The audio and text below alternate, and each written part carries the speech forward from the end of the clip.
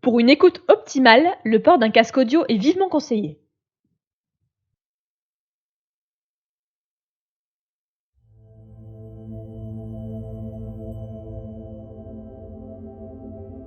Au début, il n'y avait rien. Le vide, le néant. Il n'y avait pas un bruit. Et puis soudainement, la lumière apparut, sous la forme d'une gigantesque explosion d'une magnitude incommensurable. Le Big Bang. Le début de tout. Le début de l'univers. Le début d'un univers. Car il existe en fait un nombre infini d'univers qui apparaissent et disparaissent au rythme d'une horloge bien huilée. Le multivers. Un concept inconnu et mal interprété. Un flot ininterrompu de vie, de lumière, d'ombre et d'énergie qui s'étend vers l'infini. Des histoires prennent vie, d'autres se terminent. Telle est la nature du multivers. Au centre du multivers se trouve le nexus de toute existence, l'univers Oméga. Le temps ne s'écoule pas dans cet espace. Tout être est vivant est créé par la toute-puissante reine et vient au monde pour remplir une seule fonction prédéterminée. Les habitants de l'univers Oméga font partie du clan des dragons du vent. Leur rôle est unique, veiller sur le temps. Car le trait principal du multivers est son flot temporel. C'est un flot qui doit rester constant et qui ne doit pas être modifié. Ce flot permet de réguler les univers ainsi que de les renouveler. Jouer avec le temps causera des dommages irréparables au multivers, voire engendrer sa destruction. Un artefact puissant, le gantelet temporel, était utilisé pour réparer les erreurs commises dans d'autres univers par des races ayant trouvé le moyen de modifier le temps. Cet artefact fut répliqué de manière imparfaite pour plus de praticité, créant ainsi des anneaux temporels.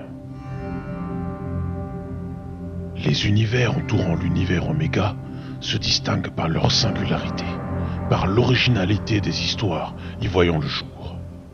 Certains événements se produisent simultanément dans plusieurs univers, mais il suffit qu'un petit effet vienne changer le cours de cet événement pour que tout change par la suite. C'est ce qu'on appelle une divergence. Chaque univers se divise en 5 dimensions. Le paradis, l'enfer, le purgatoire, le monde physique et le monde blanc. Chaque dimension est régie par une entité suprême. Yahweh, Méphiste, Gormon, Kavu et Fiora. Le paradis est l'endroit où tous les êtres de lumière fleurissent. L'enfer est l'endroit où tous les êtres d'ombre persistent. Le purgatoire est l'endroit où les êtres incomplets décident de leur sort. Le monde physique est l'endroit où la vie subsiste. Le monde blanc est l'endroit où la magie opère.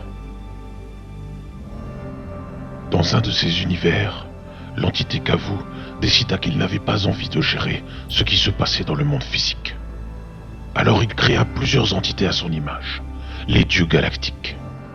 Une divergence venait d'avoir lieu. Ces derniers représentaient plusieurs facettes de sa personnalité et devaient gérer chacun un secteur de l'univers.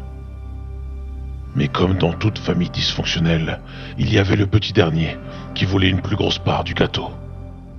Ce dernier, Raz, créa donc une machine à tuer, un être humanoïde, le premier homme-non, Volnan. Un être qui se clona de manière exponentielle pour créer une armée de guerriers imbattables. Raz et son armée partirent à la conquête de l'univers, terrassant toute opposition.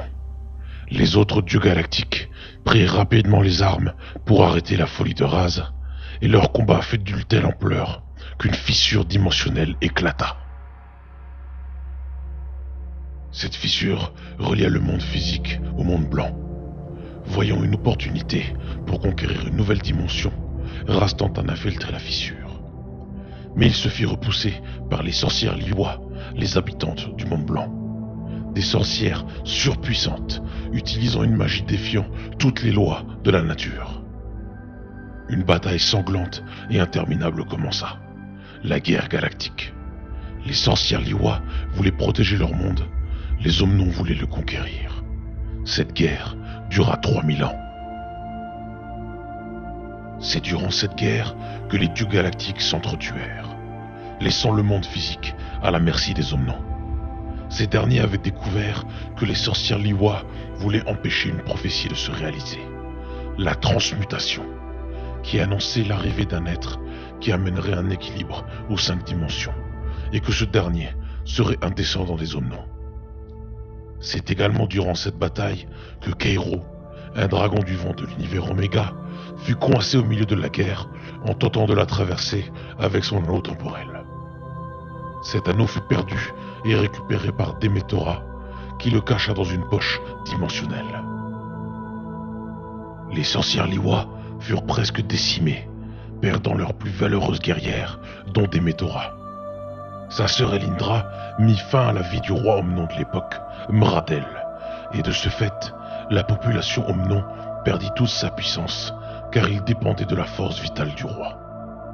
Mais ce dernier était parvenu à cacher son fils, Yogan, qui parvint à emmener les survivants dans un lieu reculé, en exil. Elindra prit la décision de fermer la fissure dimensionnelle derrière elle pour empêcher qui que ce soit d'atteindre le monde blanc. Les sorcières survivantes traversèrent alors l'univers à la recherche d'un nouveau foyer, et ils trouvèrent ce foyer sur Terre. Pendant près de 2000 ans, la vie continua de fleurir dans l'univers sous différentes formes. Les humains évoluèrent à travers leur technologie et leur guerre, et les Omnons se rebâtirent grâce à leur nouveau roi, Zelgrod, qui jura de revenir sur Terre pour achever les sorcières Liyue et compléter la prophétie. Les sorcières Liyue présentes sur Terre savaient que les Omnons reviendraient, mais elles étaient désavantagées par le nombre. Alors elles décidèrent de monter petit à petit une armée grâce aux humains. La sorcière Alphea commença alors des expériences sur les humains pour leur donner des pouvoirs, mais la plupart des expériences furent des échecs.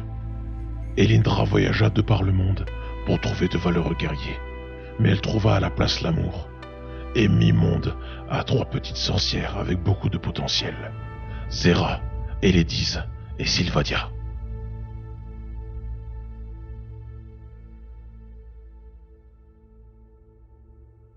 En 2020, un vaisseau extraterrestre s'écrasa en Sibérie.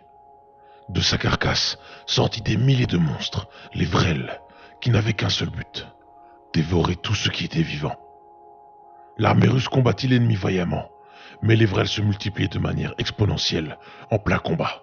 C'était peine perdue. Alors le président russe prit la décision d'atomiser la Sibérie tout entière avec une paire d'ogives nucléaires. Les répercussions de cette décision furent catastrophiques, menant à une guerre nucléaire qui décima la moitié de la population mondiale. Les humains parvinrent à se relever de ce désastre, mais rapidement, les gouvernements mondiaux décidèrent qu'il fallait trouver une solution pour protéger l'humanité des menaces intérieures et extérieures. La société Shinjokyo vit le jour et mit au point un programme de renforcement cellulaire visant à créer des cyborgs immortels. Durant 15 ans, la Terre se repeupla lentement, reconstruisant les villes détruites tout en mettant en place l'armée de cyborgs. Et en 2035, les Omnons arrivèrent sur Terre. Mais en arrivant, ils prétendirent chercher un nouveau foyer, sous prétexte d'avoir perdu le leur au Vrel. Ils partagèrent leurs connaissances et leurs technologies avec les humains afin de les aider à remonter la pente. Mais les sorcières Liyue savaient que ce n'était qu'une ruse, et beaucoup d'humains pensaient de même. Parmi ces humains, il y avait le père Patton, qui siégeait à la tête de l'ONU. Ce dernier était persuadé que cette nouvelle arrivée allait mal tourner, et monta donc la Résistance, une organisation secrète avec pour but de faire tomber les Omnons avant qu'ils ne frappent. Il rallia son fils aîné Jack, mais ses plus jeunes enfants, Sarah et Zach, furent mis à l'écart car ils étaient trop jeunes. Entre les expériences des sorcières Liyue et le programme d'amiante de la société Shinjokyo, l'armée humaine prenait ses premiers pas. Zach Patton, le cadet de la famille, était un mordu de jeux vidéo. Il travaillait dans la société de conception Game Corps avec son meilleur ami Max Meyer. qui, lui, était orphelin depuis sa jeunesse et a grandi avec Zack. Il en était tellement mordu qu'il en rêvait la nuit, au point de s'imaginer des scénarios improbables où lui et Max se retrouvent coincés dans un jeu vidéo. Peu de temps après, Zack fut retiré de la société par son père pour qu'il rejoigne la résistance, mais Max resta. Les Omnons prirent progressivement le contrôle de la plupart des entreprises grâce à leur intelligence supérieure. Ils commencèrent à révéler petit à petit leur cruelle nature en sacrifiant des humains pour des raisons puériles. Max paya le prix ultime en brisant trop de règles dans la société, ce qui motiva Zack à se venger des Omnons. Zack avait presque tout perdu. Son père mourut d'une crise cardiaque, son frère Jack fut tué en infiltrant les Omnons, et sa sœur avait été kidnappée par ces derniers pour une raison inconnue. Les Omnons envoyèrent un assassin pour traquer les sorcières Liyue restantes sur Terre, et parvint à en tuer plusieurs, dont Elindra et Althea, jusqu'à ce qu'ils se fassent tuer par Ronan, un des humains ayant survécu aux expériences. Zera se fit placer sous un contrôle mental par Zelgrod et continua la chasse, mais elle fut sauvée par ses sœurs et Zack. Suite à cela, Zack, qui était devenu le chef de la résistance, était prêt à finaliser l'attaque contre Zelgrod afin d'en finir. Mais il était en proie au désarroi d'avoir perdu Max. Il n'avait aucune solution pour le ramener à la vie, et c'est là que Demetora, qui avait été ressuscité précédemment, offrit à Zack un anneau temporel afin de lui permettre de revenir dans le passé et de sauver Max. Demetora avertit Zack qu'en faisant ceci, les dragons du vent le pourchasseraient et qu'il vivrait en fugitif. Zack prit conscience de ce qu'il risquait de faire, mais il voulait récupérer Max. Il prit alors la décision d'utiliser l'anneau temporel pour remonter le temps. Et Zack disparut dans le flot du temps. Qu'allait-il arriver à Zack? Allait-il réussir à sauver Max et changer le cours du temps? Ou est-ce que les dragons du vent le trouveraient-ils en premier? C'est ce que vous allez découvrir dans les chroniques de Zack Patton.